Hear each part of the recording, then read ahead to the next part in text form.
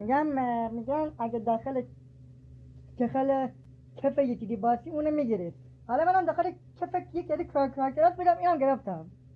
من خودم همه باورم نمیشه. یه اسمین دستایی 1700 تا جمع کردم، یه اسمین دستایی راگمه دادم در کنار بذار ببینیم.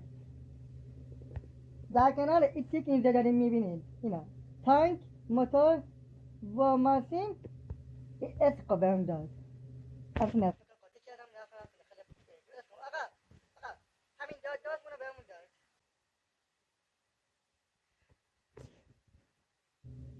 من دیگه حرفی ندارم واسه گفتن، هیچ حرفی ندارم. ما که اسینگار نمیخوام، همین خود کاراکترش خوبه. اون شما با امتیاز 1600 تایی اسپین اسپین رایگان 10 تایی بتونیم یک از این کاراکترها رو بگیریم.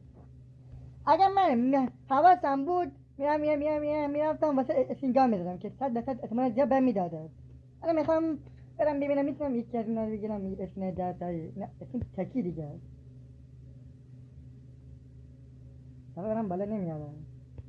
نه اصلا احمد لازم من کار کنه نستاد دست بهم داد. ما اشکالی نداره. دیگه فقط کارکتر گرفتیم، یه دونم دست گرفتیم، همین اصرامون زیادن. امیدوارم شما هم بتونید به یه کردی که تا مورد برسید یا اسکیلات با اسکیل 10,300 بزنیم و بتونیم بگیرین، یا که مثل من یکی کارکتر بتونیم بگیرین.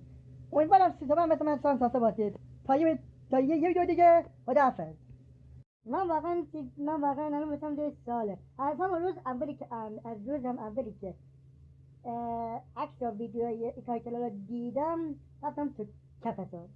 بعد الان که اومدن باز اسپین در اسپین، من کلا تو باغ نبودم، نمیدونستم داشتم چند تا امتیاز دم میکردم، فقط دم میکردم.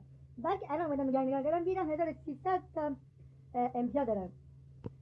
اگه من حواسم بود میرفتم اسپینگان میدادم، یعنی مطمئنا 100% یکی از اسپینگان بهم میدادم، چون یه اسمین درتای رایگان من داشتم. و به جایی که برم واسه برای که برم برای گان بدم رفتم برای کاراکتر زدم که خوشحالم هستم که برای کاراکتر زدم. بگم این چیزایی که دارم من موقع نداشتم. امیدوارم شما هم بتونید به یک از این دوتا برسید.